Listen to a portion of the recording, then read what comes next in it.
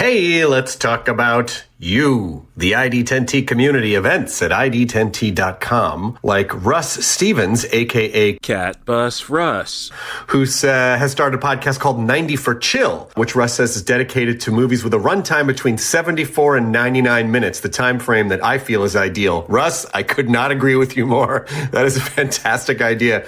Russ goes on to say there are times you need a cinematic fix but don't have time for the latest Scorsese masterpiece or offering from a comic book universe. There's also times when you need a conclusion to prevent a binge costing you a whole night. My guests and I try to follow these guidelines as we chat up features that are definitely worth your time and are beyond easy to make time for. 90 for Chill, the podcast, can be found on all major podcast platforms at 90forchill.com, and that's spelling out 90, Ninety for FOR chill. So there you go. Thank you so much for sharing, Russ. Really great idea for a podcast. Events at ID10T.com for everyone else. I'm Beau Maddox. I'm Robert Ortegon. I'm Ashley Chancellor. I'm Cayley. And this is Collateral Cinema and Once Over with Cayley.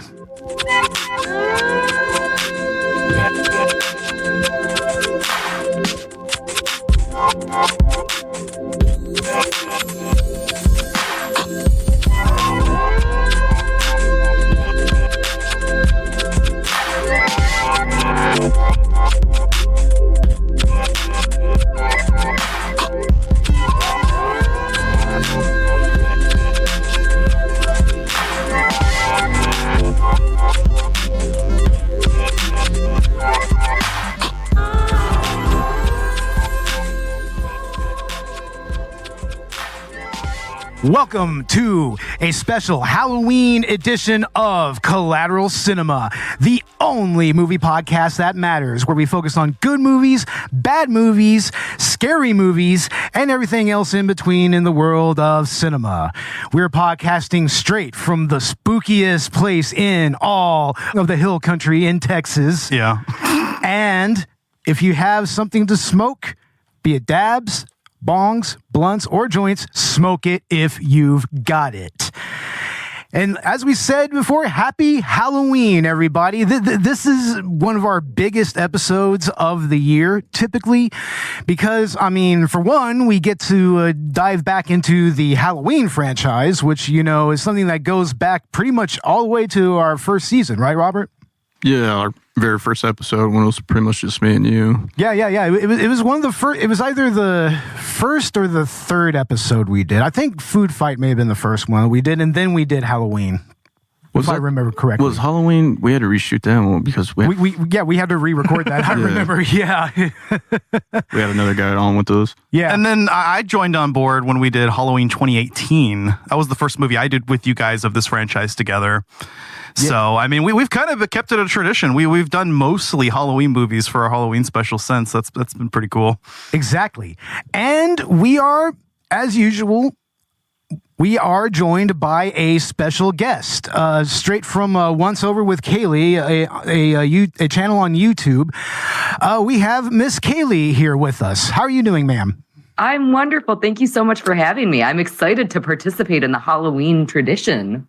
Oh, and it's great to have you here as well, because, this is, like we said, one of those episodes that we kind of do big a little bit, so it's always good to have a guest on these episodes, And what are you looking at me for, Ash? I'm not. I don't know. Ash was looking at me, and I don't know what he was... Spaced out for a second, maybe? Yeah. I'm on a mix of drugs tonight, Beau, so, Oh, my God. God damn it. You gotta set the atmosphere right. My God. Yeah, in front of our guest and everything. Yeah, it's Halloween, motherfucker. It's Halloween. You do it big. Yeah, okay. Halloween Joel show. And on this special Halloween edition of Collateral Cinema, we are talking Halloween 5, The Revenge of Michael Myers. And what a revenge it is, needless to say. This was once again chosen by Robert. And this is where we get into our first initial thoughts about the movie and everything. So usually we start with our guests. So Cayley, go ahead. I have a question actually for all of you to start out. Okay. What is he getting revenge for? Just getting killed like 1,000 times? I don't know. What? I'm still trying to figure I don't understand. It sounds cool. Because of the cops, they shot So him at the end of 4. Right? He gets his revenge, I guess. But go ahead. Start out this movie as we get that 4. But I just don't understand. Like, shouldn't he have revenge the entire time? Then everybody's constantly trying to kill him. So, like, why is this movie special? I don't know. Exactly. I've been trying to figure that out from the moment that I first watched this. Oh, I figured it out. You figured it out, huh? It was only meant to lead us into part 6 with Paul Rudd. That's pretty much what it's for. Yeah. I mean, it ends on a cliffhanger and everything, right? Yeah, So, right. Yeah. yeah, this film is it's definitely one of the weaker entries of the franchise. That being said, I mean, I had fun with it. Oh, definitely. I mean, you get to see Michael Myers kill a bunch of people in creative ways. So, at the end of the day, it's a good time, right? Right. That's what we're here for. Yeah, exactly, right? Exactly. And Robert, since you initially chose this movie, and pretty much the entire reason we do a lot of the Halloween movies here, because I mean, you just bring them here, because it's awesome. What are your initial thoughts here? I think it's a little bit better than 4. I don't know. They're both great. I feel like it's a little bit weaker than 4. That's Is it a little bit actually weaker? it's the opposite for me. I know I'm inclined to agree with Ash a little Part bit. 4 just felt too much, like McDonald's, I don't know. Yeah. Walgreen mask or... These both do. Let's be real. But I don't know. They're good though because it started the Danielle Harris trilogy, so. Yeah, Miss Danielle Harris, she's returning from the previous movie, and she played Jamie Lloyd, the daughter of Lauren Strode, right? Laurie Strode. Yeah. She's Laurie's daughter, which, I mean, they killed Laurie off screen in part 4, which was an odd choice to say the least. And Jamie doesn't get treated particularly better in this franchise. Yeah, not necessarily. Like she's mute through almost half of this movie, right? Yeah, why? Yeah. It's a weird choice with the character of Jamie because obviously she's supposed to be Laurie's daughter, but like we never see them on screen together, so I don't actually have any affiliation with the two of them. So the 4, 5, and 6 of this series was always a challenge for me. I was like, well, why do I care about Jamie? Now, Danielle Harris acted her butt off, but I still don't care. Oh, absolutely. I mean, she is quite possibly one of the better parts of this movie, needless to say. And I mean, right at the end of the 80s, right at the end of the 80s, yeah, pretty much. Some of these movies got overlooked, like Sleepaway Camp 2 and 3. They were right at the end of the 80s, Yeah, and then there's that weird kind of supernatural bent to this that's introduced here, especially with the telepathic link between Jamie and Michael. Yeah, it was like Jason. Yeah. This was around the time that they started to kind of do that with a lot of these previously not very supernatural slasher villains. Telepath, Yeah. I mean, previously, of course, you had Pinhead and Pumpkinhead and whatnot. Those are supernatural kind of slasher entities and whatnot. But initially, Michael and Jason, they weren't really fully supernatural, at least not until like midway through their series. Yeah, which is interesting. I mean, all around, towards the end of the 80s, you see a lot of this with these with these slasher franchises. They move from explicitly non-supernatural to supernatural at some point. It was almost an expectation, like the serial killer going to space, which Michael doesn't yet, but not yet. we will have that one day, I think. It's always time. Yeah. If we need to have another Michael Myers Halloween movie, I say we just go ahead and take him to space. May as well. Why not? Or do another Versus movie with him. I mean, Michael X. Michael X. Oh my God! Could you imagine if they cyberized Michael? Made him cybernetic? It should be pronounced Michael 10. Stupid. Oh my God. Okay. Yeah, so this is definitely where the franchise, I think, starts to kind of feel worn, and that's how I felt with it, right? I mean, 4 we just watched last year, and I still kind of got something out of it. You know, but this is kind of where it just kind of is like it's there to be there. Yeah. At the end of the day, I mean, it's still a fun movie to put on, get high, you know, and just kind of enjoy some of these creative kills, but and also just laugh at just, you know, like how low budget some of this looks. I mean, the fucking, why can't they ever get that fucking costume right? I know. What the hell? In any of these sequels. Party City. My God, the mask. Oh, it's so awful. I will say, I like the mask better in this one than in 4. There's that like weird in 4 when he like changes to an entirely different mask and he has like the blonde. In this one, at least it's a little bit more forgivable. For me, anyway. But conversely, you also have the flaps of the mask kind of just hanging out there the entire time, as opposed to previously, and even in the trilogy where it's like tucked in and whatnot. But apparently, there's a reason for the wonkiness, mainly because it was fastened by Velcro. Yeah, and the guy that was doing the stunt work was a different guy, and he's a fucking unit. If you look at some of the behind the scenes features on that, absolutely, yeah. So, you know, like I get like why they needed to like change the mask or whatever, and I mean, I agree with you, Cayley. I think this is better than 4. That's not saying a lot. Yeah, yeah. I mean, there was a real cheapness. It's definitely not.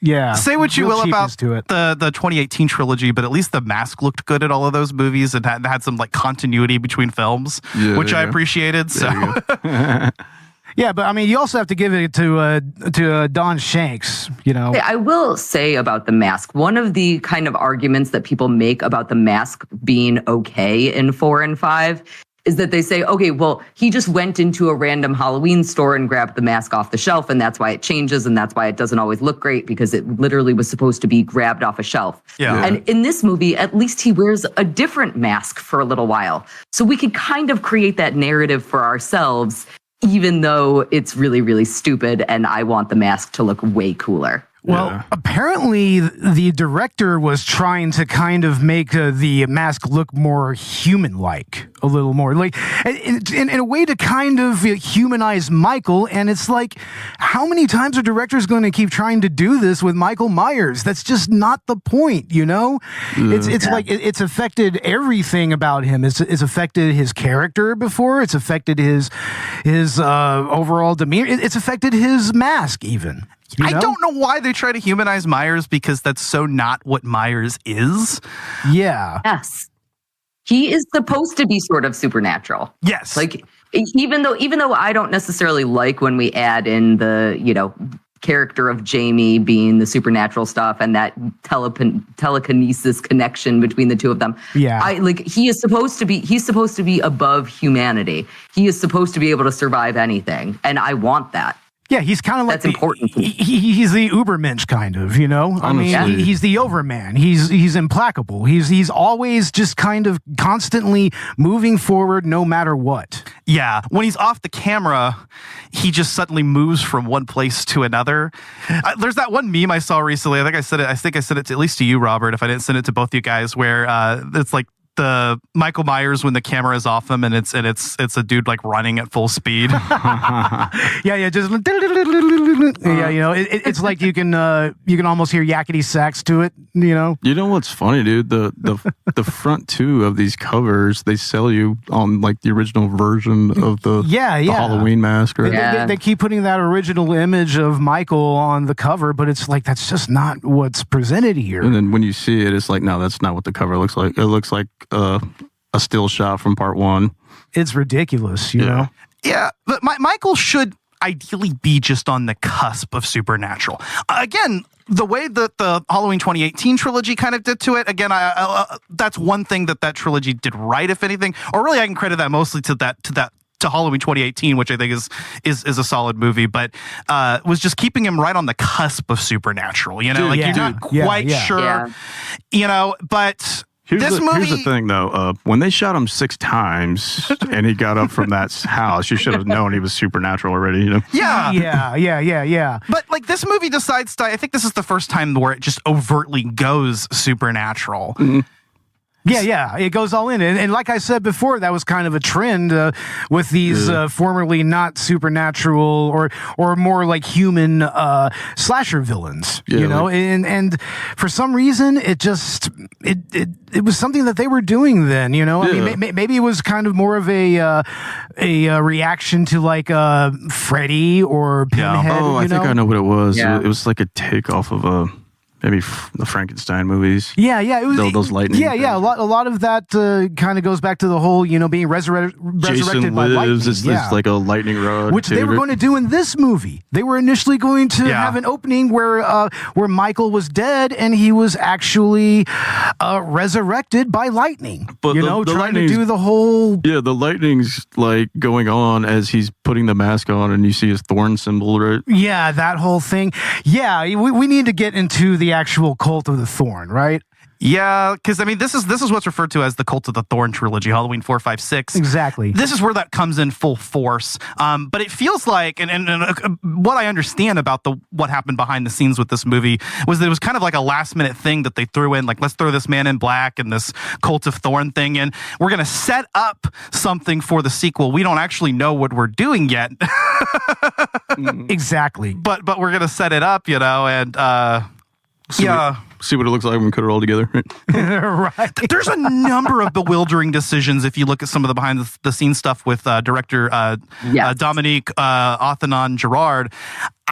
I don't know why some of those decisions were made. There are a couple things, or like just the full reversal of what they did with Danielle Harris at the end of part 4, you know? Like, I feel like it would have been actually cool to explore her as a darker character and still bring back Michael and have them face each other in the finale. I mean, apparently Danielle Harris was kind of excited to do that, actually. That's where she was expecting the actual story to go after that, but that's just not what the director wanted, I guess. I mean, and this director, I mean, I'm not even going to try to pronounce his name. Right Honestly, she's basically she's like the Corey of Halloween Ends, you know. Like, she is, yeah, essentially. They could have both been killing alongside each other. Oh yeah, he didn't have to be trying to kill her. Yeah. They could have gone for even more of that legacy sequel cash and everything.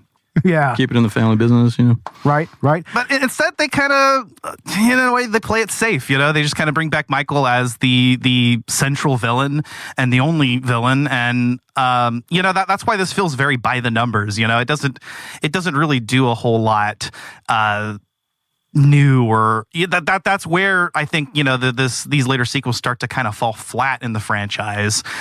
Which is ultimately why they ended up doing a legacy sequel and then a full reboot, right? Absolutely. And then another legacy sequel.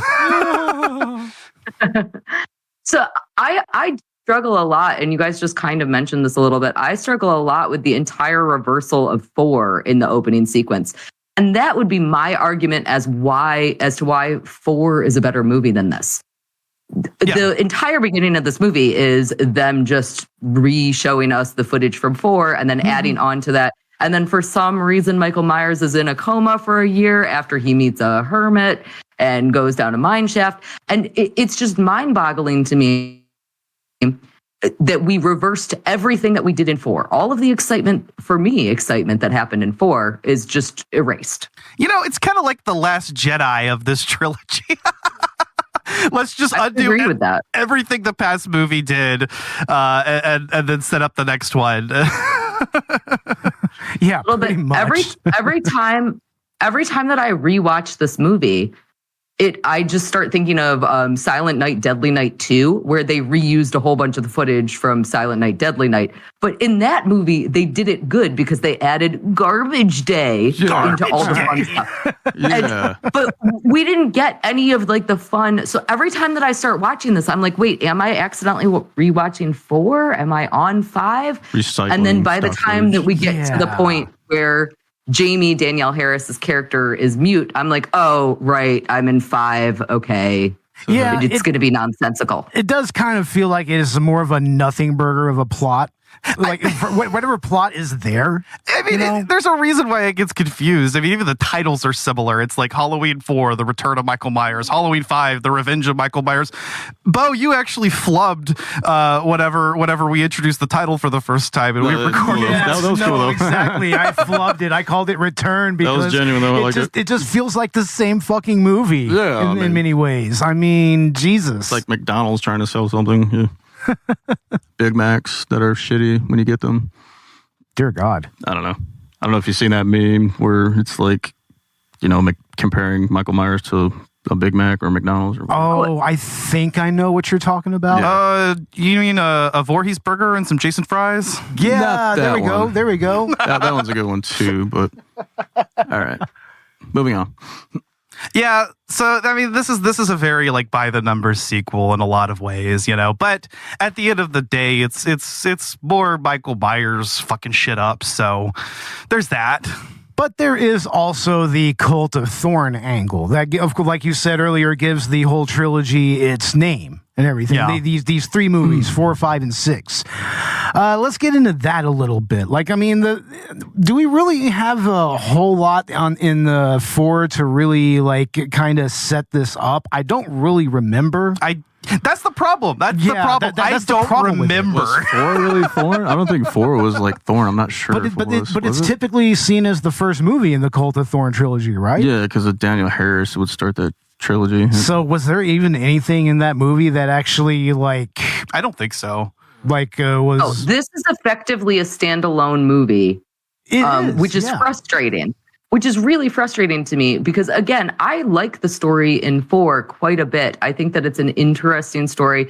I think that we have all those really great shots of Danielle being like Michael and wearing the costume at the end. And it's a really cool movie. And then, again, this movie is like, oh, we're just going to erase all of that. And also, we're going to kill the final girl of the last movie. And also, we are going to create a new final girl that is stupid, who has lines like, oh, I think your heart is made of neon. Like, what kind of stupid ass line is I cannot get into Tina as my final girl because I think she's a dummy. An airhead. I don't even. I mean, at the end of the day, she's not really the final girl. I mean, Jamie is the final girl. Not the final girl. Yeah, I guess it's Jamie. It's Jamie. Yes. Yeah, but I mean, apparently Ellie Cornell, who was Rachel Carruthers in the previous movie and in this movie, she was like really, really distressed by the fact that her character was going to be killed off as quickly as she was. Yeah, it was pretty quick. Apparently, she was also really, really bummed out about it during the whole filming and was not in a particularly good mood that day because of it. Yeah, that sucks. I mean, because she was excited for it, and as we mentioned earlier, Danielle Harris was kind of excited to play the role in a different way. And so you can see a lot of where this script is let down by just certain decisions that were made. But it does work as like a self-contained story, I think. Well, except for the fact that it ends on a cliffhanger. Yeah. Which is where we get the Man in Black, which is one of the other defining features of this movie that leads to the Cult of Thorn angle. You know what? It's my headcanon that he actually is the same Man in Black as the one in the Neil Breen. Exactly, he is. Yeah, I pointed that out. 100%. It was the boots. Whichever one that was. I can't remember. It was Fateful Findings. You're right. There's Fateful a Findings. few of those where he's walking around. It's just like, why is that dude from the Thorn walking around in Neil Breen movies? So this takes place in the same universe as Fateful Findings. So it has that going for it at least, right? But yeah, the Man in Black. That's. Again, I think that was the one thing that was just like added to this movie, like right at the end to kind of just set something up. And I think at one point he's meant to be Michael's twin brother or something. I really could have done without him. It felt almost like they were trying to go a little bit giallo with it. So, like you have like the gloves of the Man in Black. Yeah. But I didn't feel like I feel like I forgot about him entirely throughout the movie until the very end when he becomes relevant. And that makes for a bad character. Like, why even put it in? Like I don't need it. I'm here for Michael. So I don't know. It doesn't work for me. Well, I'm here for Michael and I'm here for Loomis because Donald Pleasence is arguably the best part of this, even though he's at like his like most deranged here. And apparently Homeboy was probably sipping bourbon on the job, which actually makes it an even more based performance, in my opinion. Jamie, you need to help me find him. Bring Michael home. More method. I will say that I'm happy that he's top billed for this movie. That was a wonderful thing. He deserves it. He is wonderful. This was a weird performance for him because he is basically like 90% of this movie is just him yelling at the character of Jamie. Like is like screaming at her. And again, he should want her help and he is smart. And so he should know how to talk to a child. And so it's a weird performance that doesn't make any sense to me, even though I still love him. I don't know. He's actually referred to as a creepy old man at one point in the script. So it's like they weren't actually going for that, I guess. He's just unhinged here. And, God bless Donald Pleasence for just sticking with this franchise and doing it. He's like, I don't know, homie must have told himself, like, if they're going to keep making these movies, I might as well be the best part of them. But you're right. It is weird compared to his other performances. Like it is a little bit odd. He's just like screaming at this girl, but like he's also right, like about Michael and everything, which just makes it weirder because it's like, it really like his true. It's like his true chaos moment. But if he's going to be true chaos and he is this desperate right now, I want to see him being even more desperate. I feel like it's like a weird middle ground where he is screaming at her, but he, is also kind of lame, she's mute. So like, don't yell at her to talk, just give her a pen and paper. Like there are many other ways around this if you're this desperate. And he never seems to figure that out. And I think he's supposed to be a smart character. And I didn't see that so much in him here. It's almost like he's getting more desperate by the fact that Michael survives so many times. And I mean, for him, this is the fourth fucking time. So like when you've gone through this ordeal 3 times already, I kind of understand why you're on high alert. I also respect the fact that like the police are just they actually kind of listen to him. They're just like, okay, yeah, I mean, you've done this 3 times before, so let's just trust you, bro.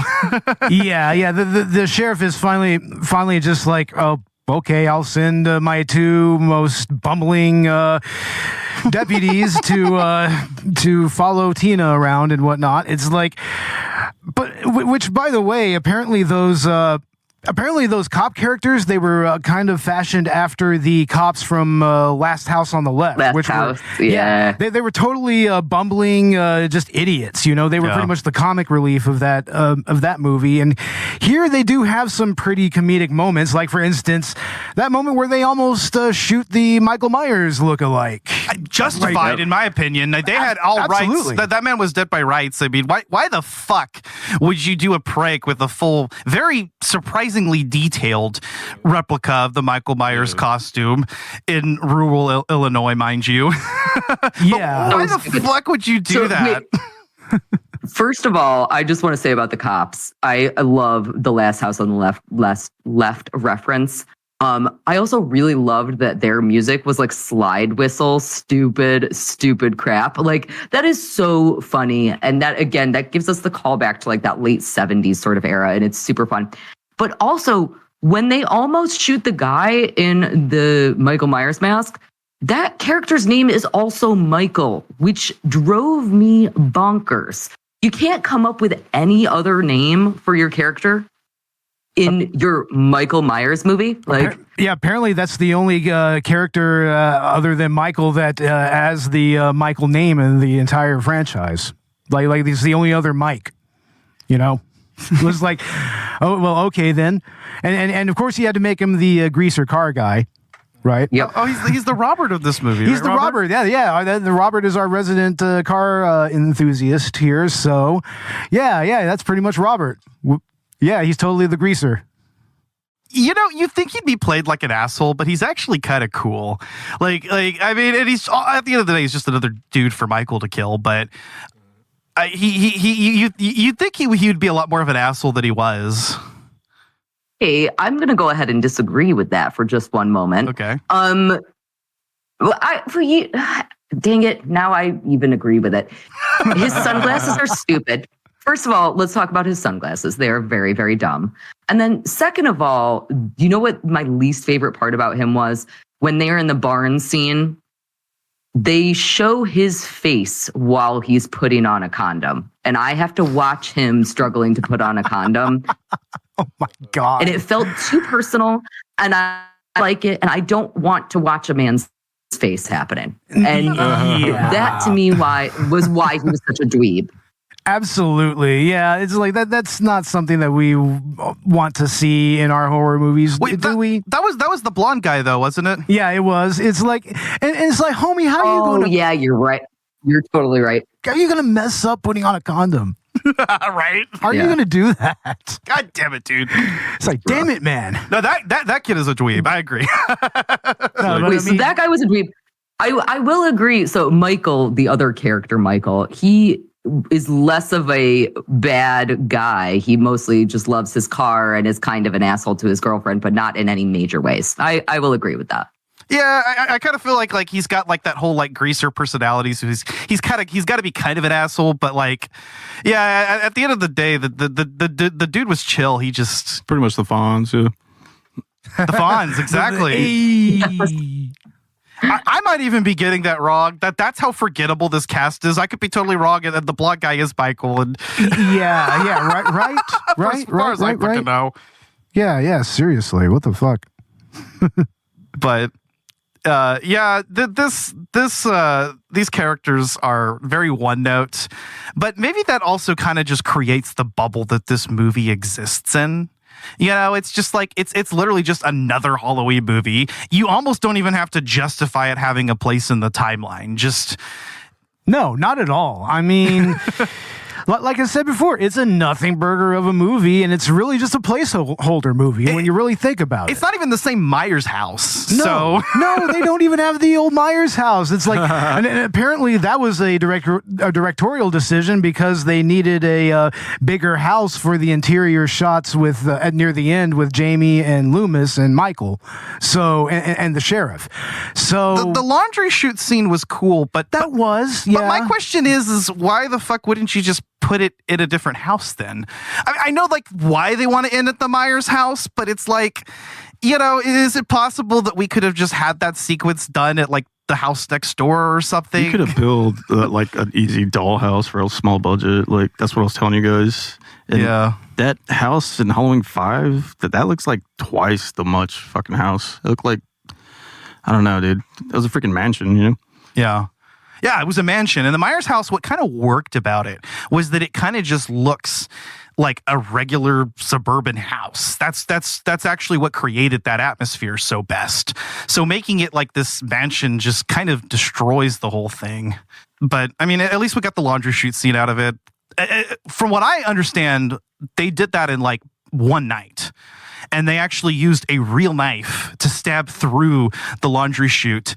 And Danielle Harris didn't have a harness or anything. She was just kind of wedged up in there. I heard about that on the YouTube video that we were watching. I'm just like, really? They just shoved that little girl up in that chute and was straight up stabbing at her? One take. Oh my God. You pretty much got to do that in one take, right? Yeah, I think they said that it took like just one night to get that done. Yeah. So, I mean, but even so, it's like, does that violate some kind of labor laws? I don't know. It was the late 80s. Sheriff, they want you down at the cemetery. Today in the cemetery, somebody dug up a coffin. It was a coffin of a 9-year-old girl. You've come back to us, Michael. When are they going to realize that she is not him? She's just a child. They know that Michael Myers is her uncle, and that she attacked her stepmother. That's why they fear her, especially on Halloween. You're afraid. You're afraid the whole thing might start to happen again. How How many people did he kill last year? Have you forgotten? But you never looked into his face, did you? You never saw his eyes. You never saw that nothing, no expression, blank. My memory goes back 12 years. I prayed that he would burn in hell, but in my heart, I knew that hell would not have him. Michael Myers is outside. The National Guard will take him to a maximum security facility, but he'll stay till the day he dies. He'll never die.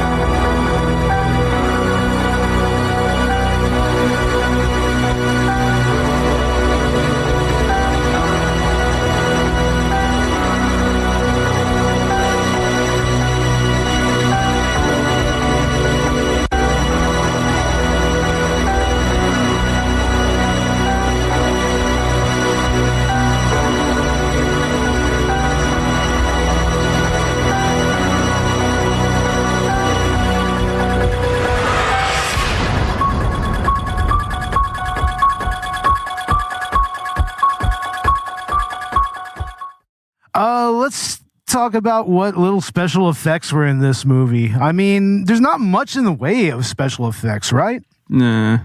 I mean, there's not even really that much gore in this movie. It's not a very bloody or gory movie. I mean, I think they even changed the death of Rachel Carruthers. She was initially going to have the scissors shoved down her throat. Yeah. But I guess Miss Cornell, she did not care for that, especially since she was in such a sour mood. So she was just like, "No, can you make it in the chest?" So it would have been so much cooler. It would have, right? Yeah, seriously. It's like this is another thing that was a trend back in around this time with slasher movies was a lot of heavy censorship. So, like you had lots of censorship with like the Nightmare movies, especially the Friday the 13th movies. Like mostly selling it to the networks on TV. Exactly. Yeah. They were thinking about like redistribution and television rights and everything. So. I mean, at the end of the day, we still saw titties, so there's still titties in the movie, so that was still intact. Yeah, sure. Ash. The cookie woman. The cookie woman. No. Yeah, Cookie exactly. woman. Cookie woman. Yeah, the cookie woman with the round cookies. Yeah. That's as close to boobs as we got here, right? Yeah, I struggled. I would have liked to see a little bit more of that. In all these old slasher films, we talk about phallic imagery. We talk about final girls. We talk about like misogyny, but also we have a woman coming back and doing things to take over men. I would have liked the idea of seeing her get scissors down her throat. That would have been just perverse enough it would have been really interesting. Yeah, it would have been almost Giallo-like, right? It kind of feels like that's what they should have gone for with this particular movie. Was Love killer. Yeah. Just up the ante a little bit on the blood. Make it a lot more stylized. Like, I mean, we could have had a Michael Myers Giallo, but. I guess we couldn't have nice things around this time because remember the censorship of the time. We couldn't try anything new with this movie. No, that was for the Italians to do. Right, Robert? Yeah. Sorry. Yeah, but the funny thing is, it's still got an X rating, so they did at least film some really graphic imagery and whatnot. It just got cut out of the movie. Yeah, in order to get the R rating, and now we have a movie that you could probably show someone who's like show your daughter or whatever. Probably, Ash. It probably wouldn't be that bad for her. For a 5-year-old, 5. 5-year-old, okay, maybe not that, but I mean, for her, maybe. For your average 5-year-old, maybe not. I'll tell you what, Danielle Harris watched a child-only screening of this movie with her 12-year-old friends. That's what I was getting at there. Yeah. She had a bunch of her friends. She was 12, to be fair. So I think that's appropriate. I think it's appropriate for that age group. At the very least, Because, there is a lot of Jamie in this movie and a lot of scenes at the child orphanage. You can kind of, justify, letting your daughter or whatever watch it if she's old enough. But I don't know. There was a lot of parents back in the day that let their kids watch this shit anyways. Like, Robert, your parents were kind of like that, right? Yeah, my dad let me watch whatever I want. Yeah. My parents, not so much. They were a little more stringent about that. Mine too, which is why I'm a very different parent myself. I let my 5-year-old play Call of Duty, and I told her if she kills anyone that she's allowed to tell them she's 5, just so they can be humiliated. That is so awesome. It's like, you got had by a 5-year-old. Ha. Yeah. So, but in the late 80s, it Yeah. Well, that was when parents were a lot more latchkey with their kids. That's where the concept of latchkey kids came from. Was that particular generation of parenting? Yeah. So I'm just old enough to kind of experience that a little bit. And I was also homeschooled back then, so. I did have time to eventually, see movies like Halloween 5 and whatnot, but, it didn't even feel that scary or that graphic even back then, when I finally got around to watching it. Yeah, I was still a kid watching all these on VHS. Yeah. Okay, so when I was a kid, I watched The Ring 2 in theaters, which had a PG-13 rating, and I would say that was worse than this. Wow. Yeah, today. Yeah. That makes sense. From what I remember of that movie. Today's standards are a little bit different. Yeah, you just had Terrifier 3 just outdo the Joker and everything. I think even take the top spot with its debut. Mm-hmm.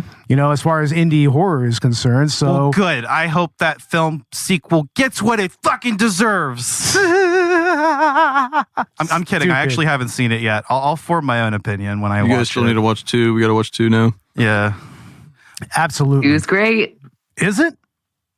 I love 2. You do? Okay. Well, okay then. Okay, we already have a thumbs up then. Yeah, maybe we should check it out then. Yeah. Yeah. I think it's on Freevee right now, streaming, right? Well, I think we're talking about. Are we talking about Terrifier or are we talking about Joker? Terrifier, Wait a second. 2. I'm confused Terrifier now. 2 streaming on Freevee right now, dude. Robert, you just confused us all now.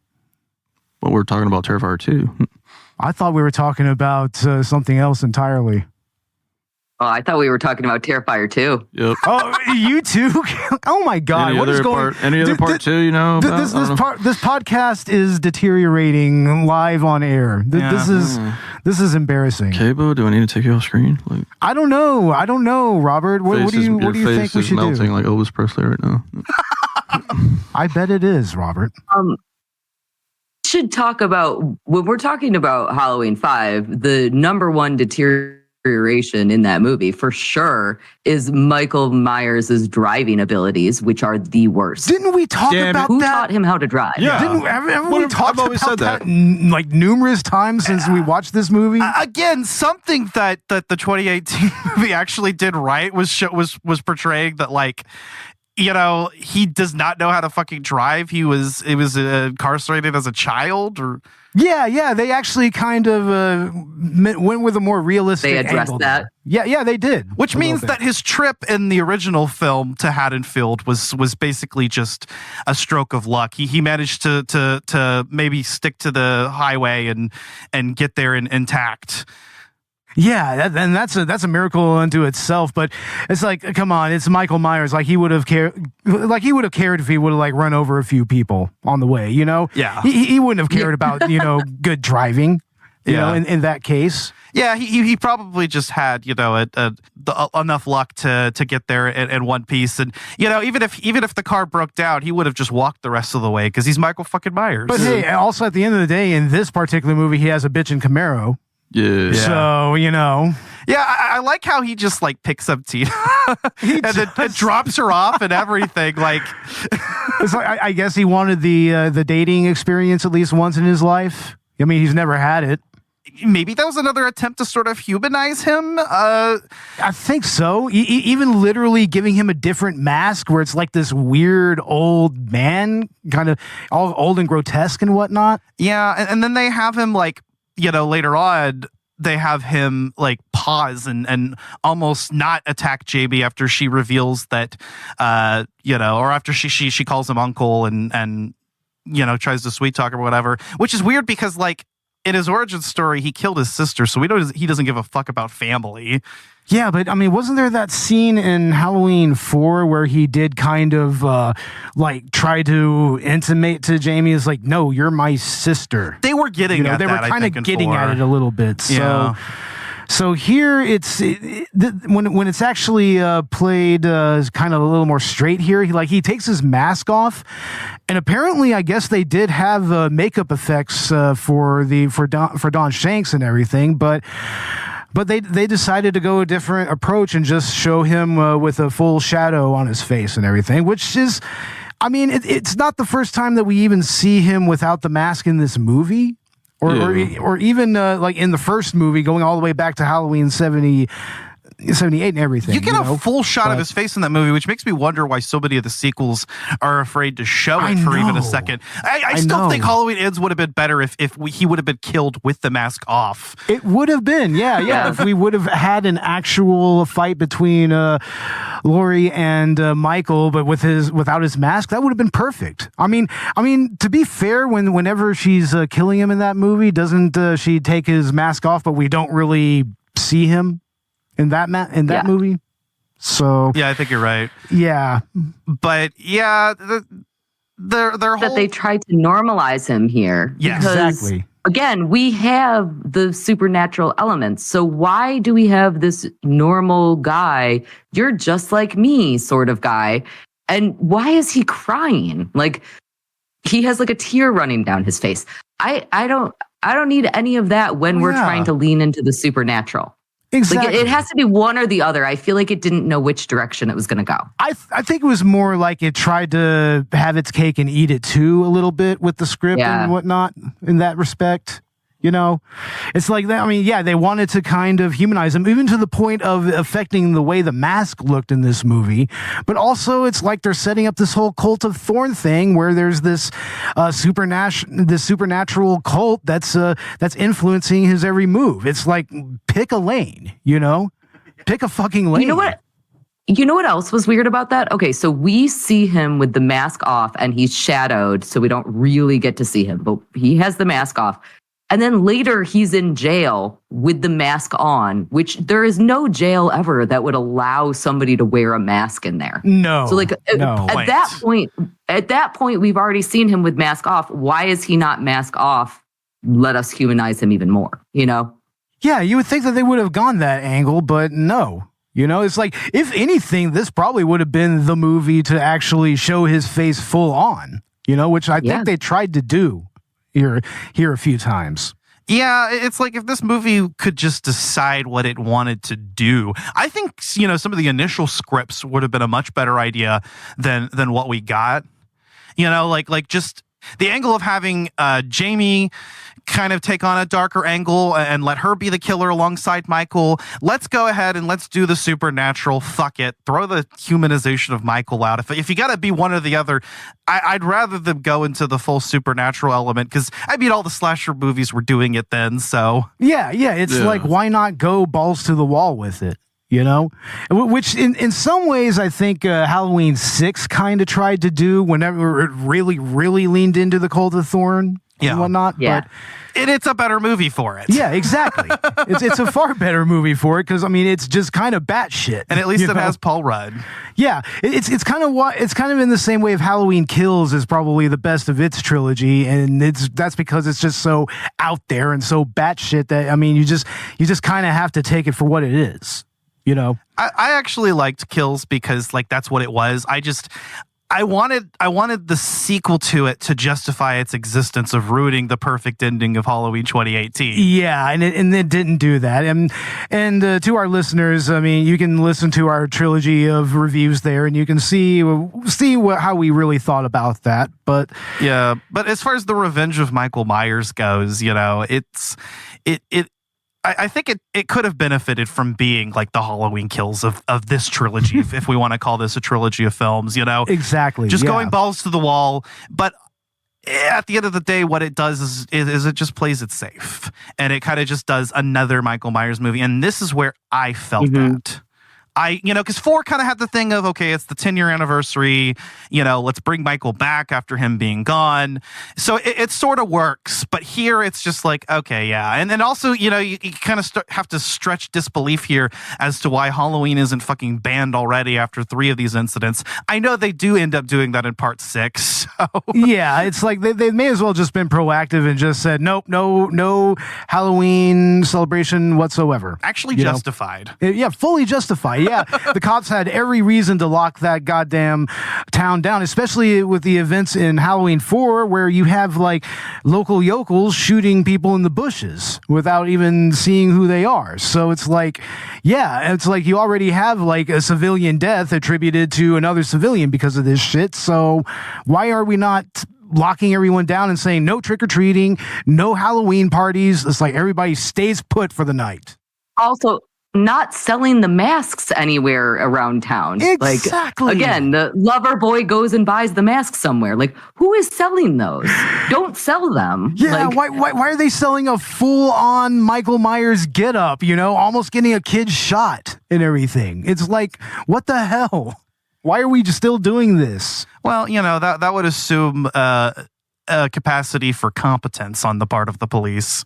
Oh yeah, I mean there's like no competence in these cops like in any way. Like even the sheriff kind of even when he's taking Loomis at face value and being like, all right, I mean like we said, he sends the bumbling fuck off cops with him. So it's like, yeah. Hey, that's what's most realistic about this movie. Yeah, you're not wrong, honestly. You are not wrong at all there. Those cops were building David Arquette and Scream, bro. No kidding. I may have had Officer Doofy may as well had him on the fucking payroll. Yep. Doofy would have done a better job. Yep. He would have found the killer like in like a day. Yeah. He would have found Michael. Did Michael kill again? Well, anyway, I think that it's safe to go ahead and start wrapping things up now. We will go ahead and just kind of, give our final thoughts and everything. And we will go ahead and start with you, Cayley. Absolutely. So I will say that something that we haven't really talked about, which is probably my favorite part of this movie, is the laundry chute scene. And I think that is a really beautiful, harrowing scene. And if the entire rest of this movie would have been like that, it would have been an incredible movie. It is an interesting idea to make your final girl be a child. This is something that we also kind of did in Friday the 13th with the Tommy Jarvis series. And I like that. And I think it's neat. And I think it could be really effective. It just wasn't done effectively here. And that's a shame because it could have been so dang cool. It really would have. I mean, there's all over this movie. There's a lot of angles where it just could have been better. Like this could have been taken in an interesting direction. Like the pieces were there. Yeah, right on. We'll go ahead and go with you, Ash, on your final thoughts. Go ahead. Yeah, I mean, again, as I've said multiple times before, I during this review, I think that this is, a very safe by the numbers sequel. Its existence kind of tries to justify itself as, let's just throw Michael Myers in there and have him kill people, and we really don't have to care too much about the plot. And while it would have been cool to have a story that did that here, at the same time, I also just kind of appreciate this era of slasher movies and just kind of you kind of have to appreciate the laziness in a sense, because it kind of just frames what some of these later sequels of these movies were. So Halloween 5 completes the experience. It's kind of the very basic let's do another Michael Myers story movie. And you know what? If you're high or otherwise inebriated, it could still be a fun time. This is a good background movie. You know, there are some cool kills. I don't think we really got into those. But, you know, like it's just kind of like Michael just uses like whatever implement he has nearby. There's a rake kill. There's a pitchfork kill. There's a scythe kill because fuck it. So, you know, it works for what it is, but it could have been so much better. Really. Definitely one of the weakest links of the franchise. But, you know, there's also just kind of this ironic appeal to it in that way, too. Absolutely. And Robert, your final thoughts? With this movie, you know, you can pretty much take it or leave it. And you know, to me, I watched it when I was a kid, and it wasn't so bad. You know what I mean? I mean, just another sequel building up towards part 6. You know, but I still managed to put this movie on like every year or two, like 4 and 5. Yeah, there's just something about the Danielle Harris trilogy too. It's definitely a lot of fun. It really is. And of course, you know, I mean, Danielle Harris is you know, she's the best part of it, you know, along with Loomis, you know. Yeah, I mean, you still get to see the continuation of these two characters throughout 3 movies, which is, I would feel that Danielle Harris was the best part of this if she actually had something to do, but she's mute for most of the movie. Yeah. That was the biggest thing too, just her being mute too. And you have Donald Pleasence at his just like most unhinged, probably drunk on set, so... Exactly. Now, as for me, it's like this movie. It just is. You know, it's not anything special. It's not anything that really adds anything to the Michael Myers lore, other than, you know, the cult of Thorn. You know, but that's explored in far better terms in the next movie, in Halloween 6. Part 6, we see it. I mean, even with the introduction of that in The Man in Black, it's like there's just not much to really say about where this movie is going, where the script is going. You know, it's like we said earlier, a nothing burger. You know, it's a transitory movie. You know, a transitional movie between 6 and 4. You know, so it's like almost a liminal movie. We're basically waiting. Yeah. We're basically waiting for Paul Rudd's debut. Right? Yeah. We're waiting for the Rudd. We sure are. Yes, exactly. Yeah, we're the timeless one himself. But I mean, I don't know. I don't think that this is a movie that I would really go out of my way to watch unless we were just really going through the full trilogy, which is like, I don't know. I think it's always playing on like the Fright Fest, like it is. AMC. So. Yeah. It's fun if like you're doing kind of like a marathon, I think. Yeah. You kind of have to. There you go. It works. It works then, and you can kind of vibe with it. But yeah, it's not like the Halloween movie that I would put on if I'm just going to put on a Halloween movie, right? No. Because at the end of the day, it's just kind of forgettable. I mean, I would much rather put on like Resurrections, because I mean, we could have Busta Rhymes kicking ass in that movie. At least there's things to just passionately hate about that one. So yeah, exactly, right? I mean, especially the first half of that movie and everything. But yeah, I think that you could do better than this. It's like it's not something that I'm going to like go out of my way to probably even like. I think I might have it. I don't know. I've got it. You have it?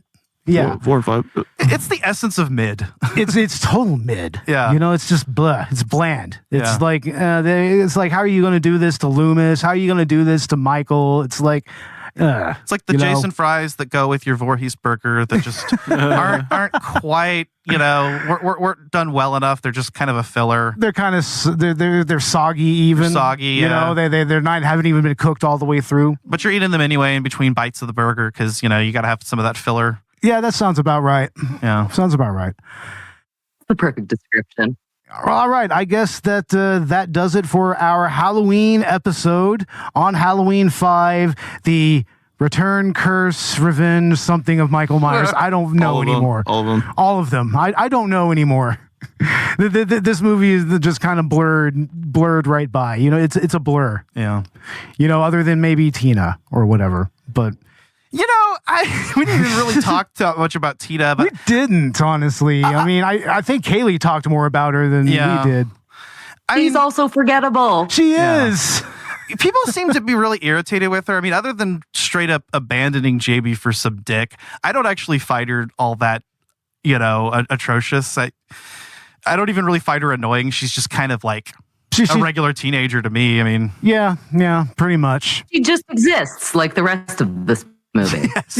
It's nothing there. special. She's a bimbo, yeah. Yeah, she's just there to be the bimbo, and that's it. There's some vitriol for her online, but oh yeah, there is. But yeah, this movie is just a very nothing burger. Yep. But anyway, this is the part of the show where we allow our guests to plug whatever project they're working on. So, Cayley, go ahead. Yes, wonderful. So you can find me at Once Over with Cayley, which is Cayley on YouTube, where I do movie review podcasts. I also guest host sometimes on Who Are These Podcasts, where we review bad podcasts. So that's always very fun. And interesting. If anybody will be in the Detroit area, I will be doing a live show with Who Are These Podcasts on October 25th, 2024, which will be very exciting. And yeah, all that good stuff. Mostly, let's talk movies all the time. That's all I ever want to do. Oh, definitely. Nice. Yeah. That's what we're here for. Yep, agreed. You guys have won my heart. Awesome. Thank you. We appreciate that very, very, very much.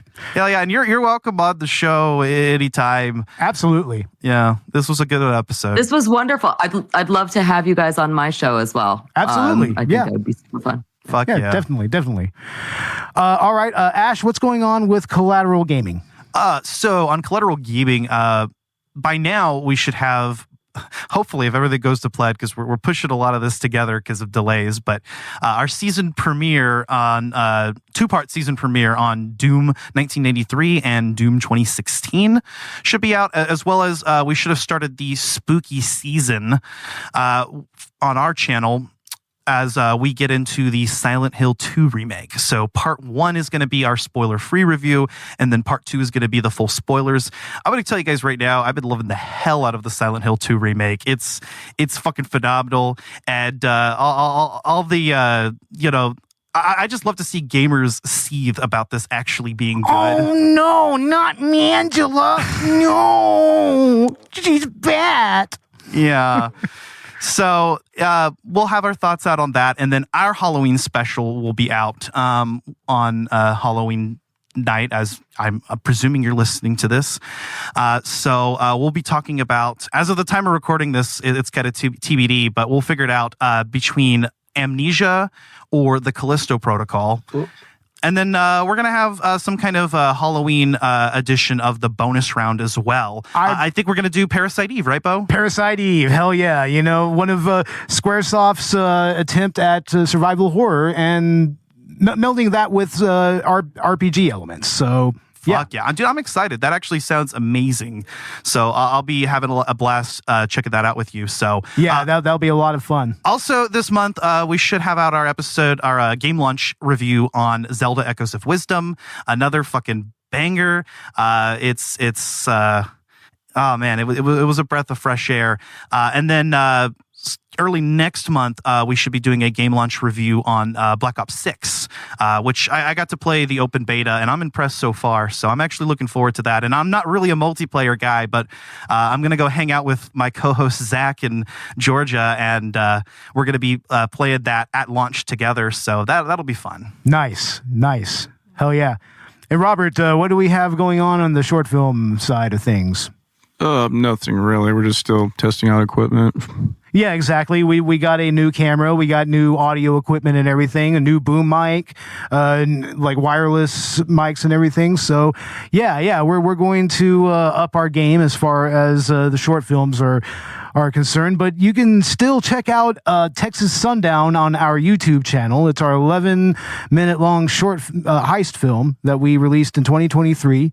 Or if you're looking for something a little bit more fit for the spooky season, Robert, your film Killing Night is also on YouTube, right? Yeah, that one's pretty old too. It's pretty old, but yeah, that's our little slasher short. I got to plug it because I actually helped a little bit with that one too. Oh, so. yeah. Of course. Yeah, we all pitched in, and I was the slasher killer, which was fun. Started the whole podcast of that short film. Basically. Yeah, pretty much. Yeah. Yeah. But on Collateral Cinema's end, our Terrifier episode, our season premiere, is out right now, so listen to that. And also, by this time, we should have our Texas Chainsaw Massacre episode released. So look for that. That was a fun and interesting episode. Yeah. It was a lot of fun. It's always fun to get into a Tobe Hooper movie, but also, the quintessential Tobe Hooper movie, Oh, man. I still want to watch Eaten Alive, dude. Eaten Alive, yeah, that's a cool one. Yeah. That's on Tubi, too. Damn it. And we should also be doing Terrifier 2 on the Director's Cut Halloween edition. So look for that very soon. And in December, we're going to be releasing our Christmas episode featuring Terrifier 3 with help from our friends at Victims and Villains and Abyss Gazing. So look for that. We'll be recording that here very soon. And I think that we'll be seeing the movie this weekend. So yeah, look for that. Yep. And also look for the return of Collateral Let's Play on YouTube, where we are going to start up our Phoenix Wright Ace Attorney playthrough. Hell yes. It's like, I am so excited about this. I love Ace Attorney. It's like, and I'm going to start with the first case of the original trilogy in the first game. Which is the perfect starting point. It's the perfect starting point, exactly. And I'm just going to start playing through the series. And I'm going to try to get Robert on this because Robert, I feel like you would really enjoy playing through these games. Yeah, I think I've sat through a few sessions. Yeah, it's a lot of fun, man. And when I come to visit, I'll happily do those episodes with you gentlemen as well. Yeah, because we've got to record our voices and everything. We voice the characters every now and again. By the way, we're actually together for this episode again, which is nice. So yeah, we are in studio right now. All three of us, which is great. For the Halloween episode, so that's nice. Yeah, that's always fun. But anyways, you can also find Collateral Cinema and Collateral Gaming on Spotify, on Good Pods, where you can rank us and rate us and help us climb the charts there. We're currently like number 60 something on the indie film review podcast charts there. So yeah, give us a rating and a review there and help us climb those charts. We're also on Apple Podcasts. We're on YouTube. We're on iHeartRadio, TuneIn, and everywhere else you get your podcasts as well. And we do have a TeePublic affiliate link where you can buy our t-shirts right now. We have our basic designs for Collateral Media and Collateral Cinema and Collateral Gaming, but we're going to come together with some new designs here pretty soon. I think, Ash, you said something kind of Phoenix Wright related. Maybe? Yeah, we should do like the objection pose, and then of course we got to do our shirt with Robert. Yeah, no, I can't. I won't. Talk to my agent. My agent. Yeah, we're gonna make a catchphrase for you, Robert. Yeah, well, be bigger than the Hocto girl. No. Yeah. Well, she does have like the number 3 podcast in the industry right now, so yeah. So I don't know about those. Yeah. Well, what are you gonna do? Yeah. But yeah, we are also on Facebook, on Instagram, Blue Sky, Threads, and Twitter, and also on TikTok as well. And I believe we do have a subreddit, so find us there. We need to post a little more there, but whatever. Yeah, but on Facebook, we have our shit posting group where you will, if you want to actually interact with us, that's your best bet. Yeah. Right there. Yeah. So join us there. I'm always posting to the Facebook group. Oh, yeah, we are. I'll be there. We do that all the time. You'll find me there. Yeah. They're busy. Oh, yeah. Aren't we, though? Amazing. Absolutely amazing. Bunch of troll tolls that need to be paid. The troll toll. Yeah, we got to pay the troll toll, right? Damn it. Well, anyways, I guess that we will go ahead and end this episode. Happy Halloween, everybody. Watch all the horror movies every day.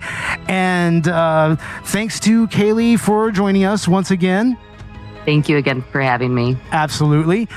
And with all of that said, I am Beau Maddox. I'm Robert Ortegon. I'm Ashley Chancellor. And I've been Cayley. And this has been the Collateral Cinema Halloween Special. Don't go in the woods, y'all.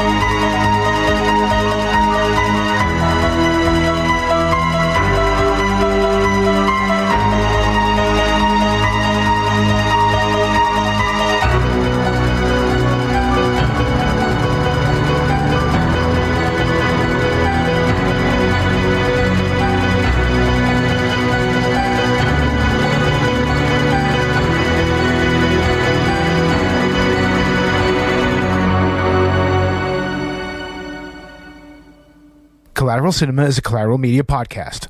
All music and movie clips are owned by the respective creators and are used for educational purposes only. Please don't sue us. We're poor.